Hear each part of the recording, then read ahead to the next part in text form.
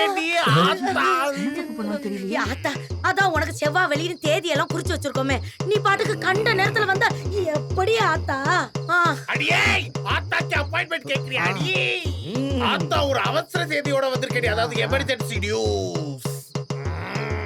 இப்ப எதுக்காக வந்திருக்க ஆத்தா? எல்லாரும் பண்ணக்கூடாதது பண்ண போறீங்க, செய்யக்கூடாதது செய்ய போறீங்க, நடக்க கூடாதது நடத்த போறீங்க அடி பாவிகளா. ஐயோ ஆத்தா, அது என்ன விஷயம்னு சொன்னாதானே ஆத்தா எங்களுக்கெல்லாம் தெரியும். கல்யாணம் தான்.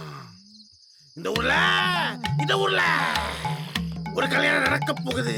அந்த கல்யாணம் நடந்தா இது ஊருக்கே ஆபத்து.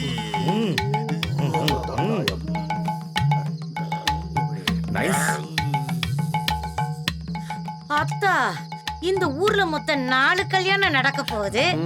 ஆத்தா எந்த கல்யாணத்தை நிறுத்துறத பத்தி பேசிட்டு இருக்கீங்க? சொல்றடி, நாடு விட்டு நாடு போன பையனுக்கும் ஊரு விட்டு ஊர் படிக்க போன பொண்ணுக்கு தாடி அந்த கல்யாணம்.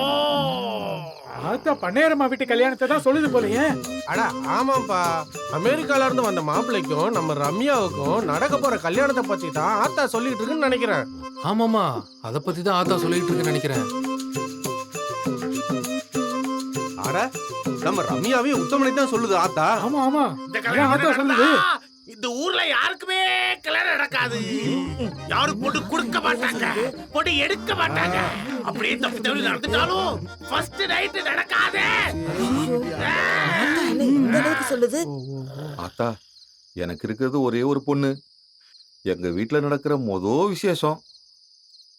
இப்படி ஒரு தடங்களை சொன்னா நான் என்னத்தா பண்ணுவேன்?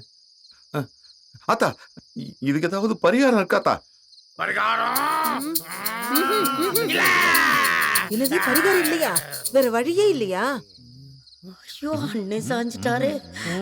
நானே என் மகன் இத்தனை வருஷம் கழிச்சு கல்யாணத்துக்கு சம்மதிச்சிருக்கானேன்னு பார்த்தா நீ கல்யாணமே நடத்தக்கூடாதுன்னு ஆத்தா சொல்லுது. இப்ப பாரு.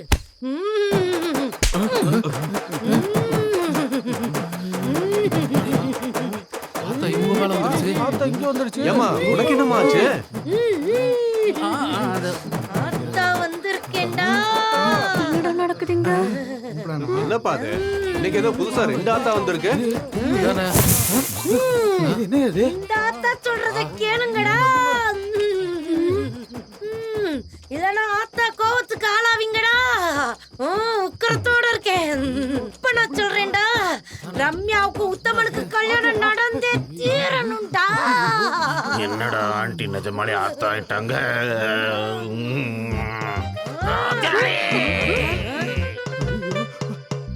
இந்த ஊர்ல இந்த கல்யாணம் நடந்தா ஆடு மாடுலாம் ஓடி போயிடும்.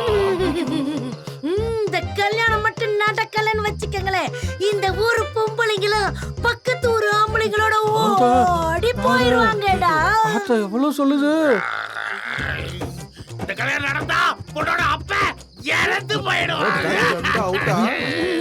இந்த கல்யாணம் மட்டும் நடக்கலனா மாப்பிள்ளையோட அப்பா ஆக்சிடென்ட்ல செத்து போயிருவாருடா. கல்யாணம் மட்டும் ஒழுங்கா நடக்கலன்னா இவளே நம்மள கொண்டுவா போல இருக்கு. இந்த கல்யாணம் நடக்க கூடாது. இந்த கல்யாணம் நடந்து